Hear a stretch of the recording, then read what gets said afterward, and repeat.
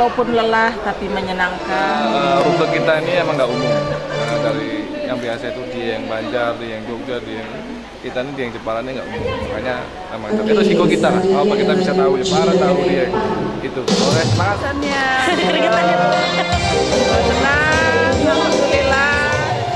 Kesan dalam perjalanan ini sangat menyenangkan. Luar biasa, menyenangkan.